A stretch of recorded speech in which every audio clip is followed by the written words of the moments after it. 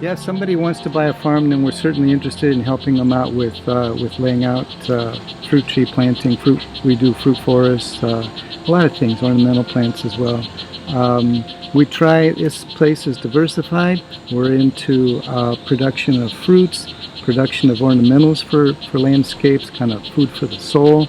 And we also, part of our farm is open as a botanical garden. There's more than 200 different kinds of fruit trees. There's a lot of beautiful plants. You can smell the flowers, taste the tastes, see frogs and toucans and stuff like we did today. There's also a good chance to see sloth. So we get a few visitors like that. Awesome.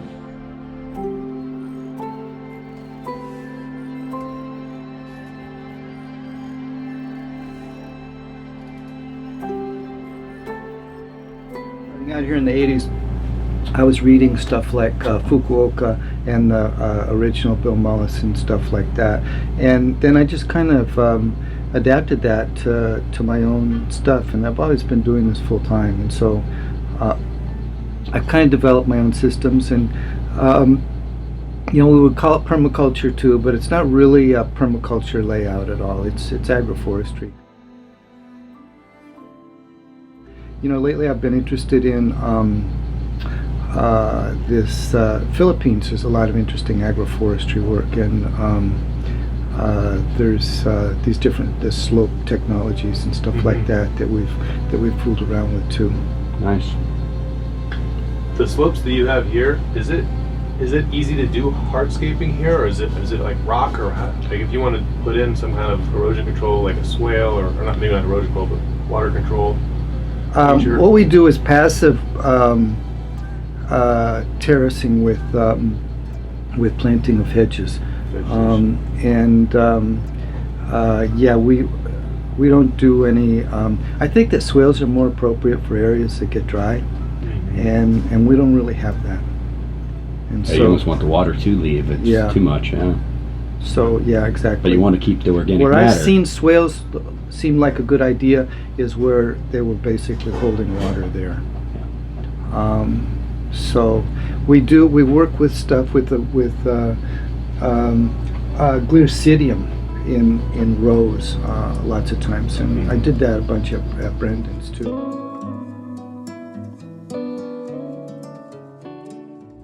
You never know for sure what's going to happen, and you can cause problems with using shovels and machinery on a sloping land, and you can never put it back like it was.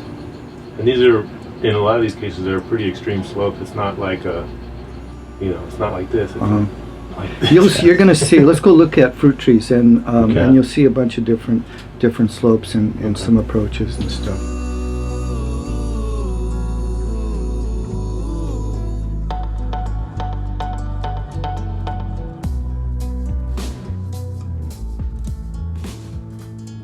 So this is a D24 Durian that I grafted from material that was brought by the Whitmans. You called it a D24 Durian? D24, yeah. Wow. Uh-huh. Yeah, Malaysia, Thailand. Wow. There's a bunch of them up there. It could start dropping any time. I mean, that big one there, that's about the size of it. Could be a little bit bigger. That's better not to rush it. The Thais might be picking the durians, but then trying to ripen them with ethylene or something. We follow the Malaysian practice and just let them drop, and that's the best. There's also here, this big tree is meringue or tarap. That's the tarap. I see the fruits. Wow. Yeah, it's a super sweet fruit. Big. They're almost like a breadfruit big, huh? Yeah. Wow. You can see it. They need to be picked. These ones that are on the ground will never be any good. Oh, they have to be picked and ripen off the tree? Yeah, they should be picked, and then they ripen in the next couple of days. Nice.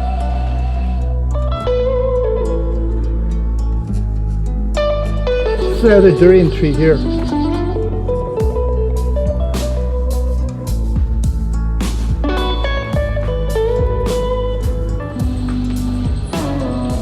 The pulp isn't as thick. It's a sweeter durian.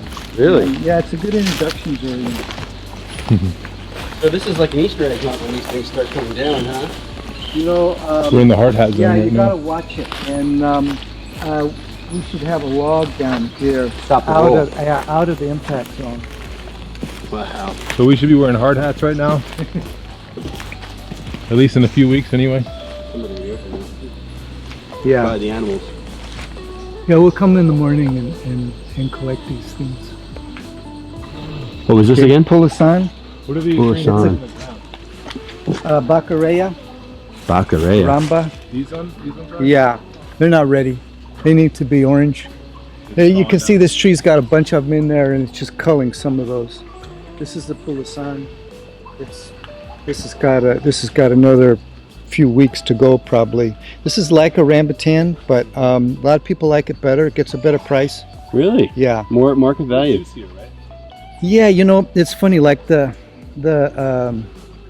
it's got more complex flavor.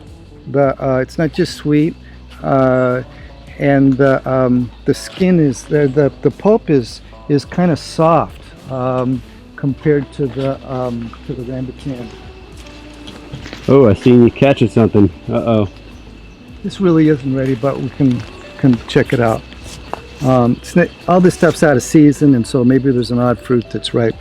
This is chorichuelo or achacharu. Achacharu, okay. Nice.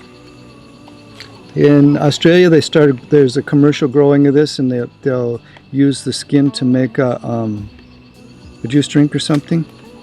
These are yellow. They get yellow on the tree like this, and they're pretty tart still. It really needs to stay on there longer to get more of a golden orange color, and then that's when they're really sweet. But here you go. Matt, try it out. Try it Got a out. few of these started at my house. What's ripening, dude? But I rarely get to try the fruit. Acha-cha. Mm-hmm. So it's still good? Oh yeah. Oh, Oh yeah. said it wasn't quite there yet. You It's there. approve? It's there for It's me. there for you? Alright. Okay, so this is something pretty good. You know, in Costa Rica, it's hard to grow good garlic, and what we end up with in the markets is a bunch of garlic from China. It's not really good quality. So our solution to that is the garlic vine, and it grows likes to grow onto something kind of like a bougainvillea. But anyway, whenever you want, you just come and pick these leaves up and pick the leaves off, chop them up, put them in a salad or put them in your cooking, whatever. You know, one thing I heard about this is that it can occur naturally, and if people see this in a pasture, then they go and cut it out immediately, because the cow eats this, and then the milk tastes like it has a garlic taste. Oh, really? It changes the flavor. You think this would grow in That's what they Florida? say. Yeah, Really? I don't know why not. You know, Okay. and the thing is, it can grow in a pot pretty well. It can. Yeah, and you see there's not a lot of sun here, so you could move it inside, whatever. Here's the hickory, calabash. That's what we saw a little one of these in town that had elongated. It was like elongated. It's a terrific host for epiphytes, orchids and bromeliads and Well, stuff. that's a huge fruit. See the one up there? Yeah, that's the hickory, that's the calabash. When I first came to Central America a long time ago, you'd see the farmers going to the field, and they would carry, each one of them had one of those with like a woven rope sling for it, and there'd be a cork in it, and that's how they took their water to the field, or coffee, or whatever they were taking. Now they just carry a plastic Coke bottle. This fern, This fern's huge. big boy, huh? Whoa. Oh my gosh. It's like an Australian tree fern on steroids. Angiopteris, giant fern. Wow. Yeah, I mean, it's pretty big. Yeah, you know. I mean, it's okay. December and January are traditionally a very rainy time here, and then March and September are the two driest months. Okay. July is the other very rainy month. Wow. So here's mangosteen. These big And ones, wow. when we're harvesting mangosteen, we'll have two guys that are up in trees, and they don't just knock the mangosteens out of the tree. The fruit will get damaged. So they're working with a stick with a basket on it, and that'll hold maybe 6 or 8 mangosteens. They're picking the mangosteens. They put them in a bucket. That when the bucket's full, they lower down. There's another guy, a third guy down here that is emptying the buckets, putting those mangosteens in plastic crates, and also picking with the same device what can be reached from the ground. And so 3 guys like that come and pick along. Wow, they have a system for everything here, huh? Yeah, you have to. It adds up. The picking of the, it costs like maybe $8 or $10 to pick a box, a bushel style size box of mangosteens. So that's another good reason why mangosteen's not too cheap. Yeah. Yeah. Wow. What are you doing over here, Matt? Ooh. It's probably not good, but you can open it if you want. Matt, bring it over. See what it looks like. Show us what you're working with. What's ripening? This is mangosteen. This is the best Garcinia that I know of. Best tasting. Can't grow it at This home. is the king of fruits, right? The queen. The queen, the queen. It looks alright. Yeah, it's probably edible. What?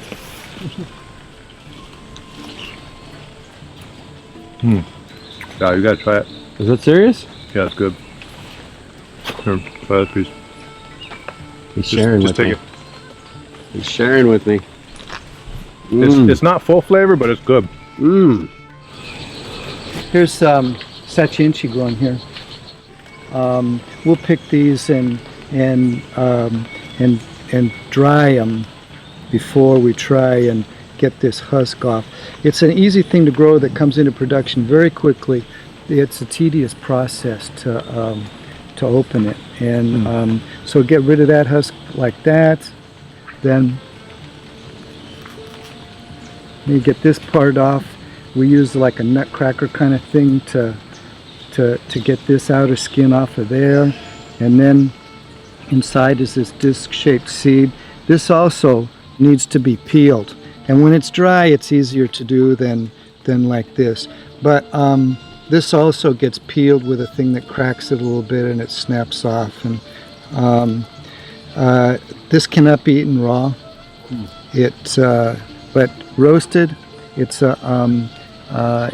super good. Yeah, we tried some. Okay. It's an interesting flavor. It's kind of dry, but it's really good nut. Yeah, it's excellent nut. Is that the Theobroma bicolor or something? No, it's grandiflora. Grandiflora. Bicolor we grow too. The Theobroma bicolor we call potaste, and it occurs naturally in this area. This is from Brazil, the cupuaçu. This isn't the size of the fruit, the developed fruit. This has got to get about 4 times bigger than that. So those are toucans, huh? Yeah. Wow. There goes one flying, see it? Oh, way up there, yeah. Yeah, they're up there. Wow. They've got a ways to go, maybe like 3 weeks, I don't know. These could be ready any time, but they're not ready. Like an artocarpus or what? Keppel apple. It's in the family of Anonaceae, but it's an Asian Anonaceae, like ylang ylang is. Yeah. Heavy producer, huh? Yeah. Wow. Yeah, we call it the pina colada fruit sometimes. They say that if you eat a lot of it, that you'll smell like violets. Even your urine smells good. So Peter, you said this would be a good like dooryard landscape tree? Yeah. Wow. Interesting. Yeah, and it tolerates some shade too. Really? These things are growing here in a fairly shady part of our farm, and Wow. and you can see the production is good. I see one on the ground. Is that do they fall when they're ready, or? They will fall. They fall when they're ready, but they'll also, the tree will self-cull some fruit. You actually eat these oysters, huh? Yeah, they're real good. It's the oyster mushroom. You know, there's another species too. Which one is this? It comes pink. See this? This is a different species of the oyster mushroom. Eat this one I too? think that whole family's out Wow. there. All the fishes. Yeah, Pleurotus is the genus for it. Chirapu, More? Garcinia praniana. Oh wow. Chirapu. See, there's the fruits on it. They gotta turn orange. Oh, I see them, little donut-like fruits. Yeah. Yeah, it looks like a mangosteen. Garcinia praniana. You see on this branch over here, there's like 3 or 4 of them there. They're dioecious. I've like ramped up the production of these. This thing seems to be pretty popular. Really? Not absolutely everybody like mangosteen, but people like this fruit. A lot of people like it. Wow. What's this coppice species you have in front of there? This is the Glircidium. There's Olosapo. There's a native tree. The fruit's kind of like a canistel or a sweet potato. And that's cashew there with some of the leaves that come out orange. There's star apple, caimito there. There's a real good, Did I see a mamey over there too? yeah, there's a mamey. And then just down the hill from it is sapodilla. And just over that way is Champadec jackfruit cross, Champa Jack. We just harvested the last one a week ago. Oh. You had to share that with us, Yeah, huh? no, this, Peter, you got us drooling you over guys here. got bad timing. That's the same like the surfers. You should have been here last Yeah. week. The tide was low. Oh, you Yeah. Man, what were you thinking? We're late. Should have come here first. Oh. Well, you're early for the durian. There's some cacao trees there. We keep the trees low, not like the big trees. You can see there's some there too. Green fruit that's getting ready for the next picking. We had a pretty good season, and now we have a short lull. We were picking every 2 weeks since September until basically now. The last picking was pretty small. Now there's not that much ripe fruit. We're gonna wait a little bit and they start to ripen up. But anyway, that's the cacao there like that. Get out of the rain. All right, let's get out of the rain. Wow. It's all wood that we harvested here on the. This all on came from the farm. property? Really? Yeah. Wow. Yeah, the stairs. See how it's got a kind of a yellow-orange color? They call that yema de huevo, egg yolk. Egg yolk? Yeah, Really? yeah. Is that a pretty sustainable long-term hardwood? Yeah, Wow. yeah, it's real good. It's excellent wood. Oh, there's actually 2 stories above us, huh? Yeah, A little nook up there. Cool. yeah. The lookout to check the surf break. It's Yeah. also. Oh, is that what that's for? Yeah.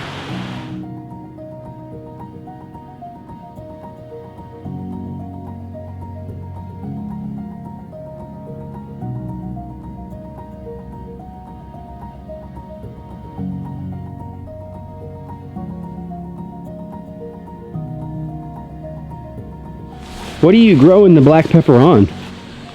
Glircidium. Okay. Wow. Is that a crop, like a cash crop for y'all? Yeah, Really? yeah, real good one. Really? And you what, just making peppercorns then? Yeah, Wow. Okay. yeah. Yeah, we sell it at the farmers market. There's restaurants. It's easy to sell to restaurants too. Okay. It's yeah. real good quality pepper. I was surprised. I don't know why the pepper is so much better, but people come and buy the pepper, and then you know, I get a letter from somebody, like an email from somebody from Iceland or something, and they say, you know, we've been raving about your pepper, and now and now it's almost finished, and how can we get some more? Wow. And this is that same tree? This is the trellis tree? Yeah, How do you say this again? Glircidium. Glircidium. Is this the one they use for living fences too? Yeah. Okay. It's one of the main living fence post trees in the tropics. Glircidium. It's native to Costa Rica. It is native here. Yeah, Wow. up into Mexico. Oh, we got In some fruits over Mexico, here. They traditionally use it to shade cacao, and the name they have for it is Madre Cacao. Really? Yeah, Wow, there's some fruit. yeah, we can probably see a pretty some with a lot more fruit than that. So be careful walking around in here. It could be slippery, and there's spines.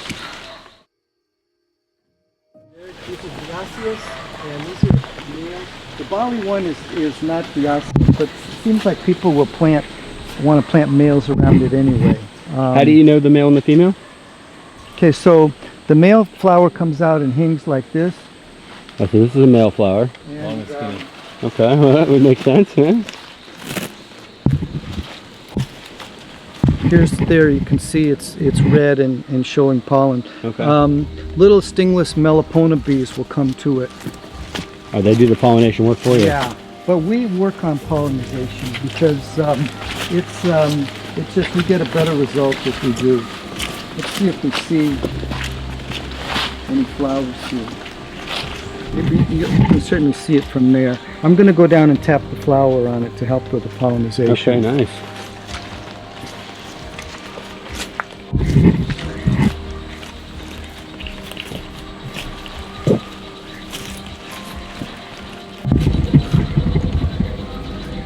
There's some others there, so we'll tap this on there. All this helps to get better fruit set.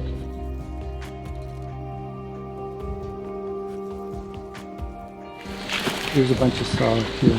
Oh, there's your nice one. And when you take it to market, is it pretty much snapped up? Or kind of Yeah, the solic, some things are snapped up better than others, but the solic always sells out. Yeah. There's more achacha things. Here's more of these Glircidium hedges. This kind of still. This is the egg fruit. I heard they taste much better here. Much sweeter. They even have a good. liquid to them. They're pretty good. Wow. I call it cheesecake fruit.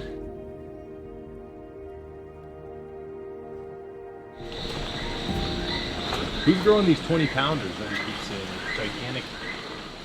Yeah, they grow big like that. Wow. So that will get that big? No, you don't. We don't hand pollinate these. Okay. They pollinate. Wow. It's a native thing. Pollinates easy. All this stuff pollinates really easy here. Wow. We don't, like, we hand pollinate that Solaca to help it, but otherwise, you know, you hear about people in Hawaii and Florida and Australia and stuff having to pollinate anonas and things. We don't have to do any of that. Okay.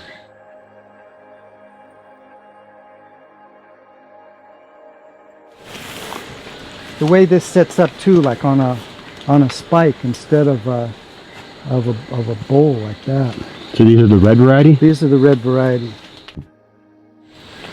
So These are females. That's a male there. Huh? It's a different genus from the other? No, it's the same genus, Solaca. It's a species. The species of this is Affinis. The other is Solaca or Edulis. Okay. So, like I showed you how everything was cacao, and one of the things that we did in the beginning was to trim cacao trees back, and then we'd plant these root crops. There's two different ones here. These are both Dioscorea. This one's called Yampi. That one there is a yellow yam. Makes a big yam like they have in Micronesia. And so it grows a foliage that grows up, hopefully to get a little bit of sun on it, and takes about 8 to 10 months, and the foliage dies back and we dig it out. It's a very high quality, nutritious root crop. So these are durians that were planted April, two years ago. It will be in April. Is it a grafted one? Yeah, I Wow. grafted these. That's Mong Tong, and the other one over there is the grafted one of the big seedling tree that we saw before. Oh. And so we're working this, pruning it. You can see it's been pruned a couple of times. Here it was pruned there, then up here again. The idea is to have a lot of lateral branches. They set fruit on the lateral branches. So avoid having a bunch of branches that come up like this. These are Pulasan. Pull us on again? Yeah, from air layers. Oh, There's wow. of them here. Papayas. Then that's a meringue there. This is like the year and a half, 2 years old. We've seen the stuff that's 25, 30 years old. Yeah. There's planting going on here all along. There's stuff that's 5 years old. Wow. There's a lot to see. All levels and ages of succession, huh? Yeah. So this is the mulching the old logs, I guess? Yeah.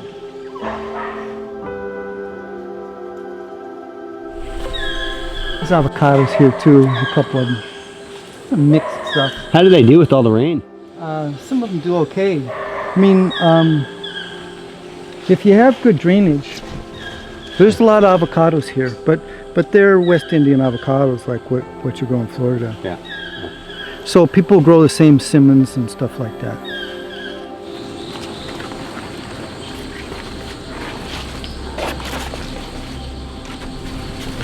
Look at this thing. Is that the snake plant? What is that? Yeah, it's a Dracontium. Yeah. This makes seeds? Yeah. Yeah. My neighbor has one. Oh yeah. See, this Pretty is the cool. flower. This is. I've never seen a flower. Wow. Yeah, it looks like a snake. Is that the plant with the big root? Yeah, it's got a big root, like a kind of like a donut shape, real big one. Yeah, we grow it from the root. Huh. Nice. Is it a crop or is it more of an ornamental? It's an ornamental. It occurs naturally in Costa Rica.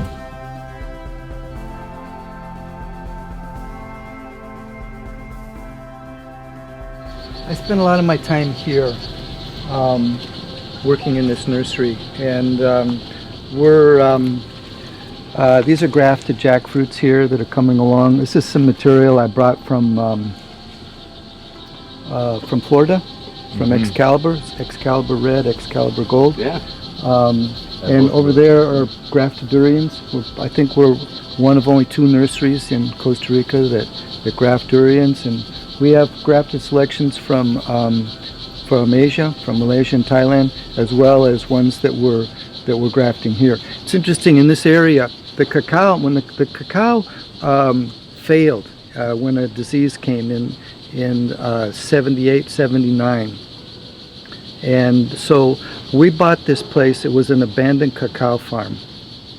And there was a community development group here at the time called ANAI. And ANAI was helping people try to recover from cacao. And one of the things they did was to introduce a lot of fruit trees that people never heard of. So there's a lot of old mangosteen, durian, and other fruits that really interest us around. And so there are 20, 25-year-old durian trees that are on people's farms. Some of the people don't even know what they are. And we found some really good quality durian like that to graft. And so it's pretty interesting. Some of the things Is that specific to this region, or is that? It's just to this county. Wow. County. So this is a special area for that in particular. Wow. Yeah, I had a program, a 3-year program of communal nurseries, and I participated in that too. And you'd go to the nursery and work there. We would work together, and they would bring seeds, and they had a guy that would travel to South America, to Mexico, Central America, to Asia, and bring in all of this stuff, and they would distribute it. And so the people that came and worked at the nurseries got to take the trees home. So a lot of the trees that I have came originally from that. What's the intent behind the nursery? Is this to sell or for yourself? It's to sell. Sell too, okay, nice. Yeah, it's a commercial nursery. We have 3 things basically that we do here, that I do here, is production of nursery for sale as a business, the production of the chocolate, and the fruit production. Nice. So we, as an example of the fruit production, this last year in a single season we harvested about 1.5 tons of mangosteen. Wow, that's exciting. It's pretty exciting.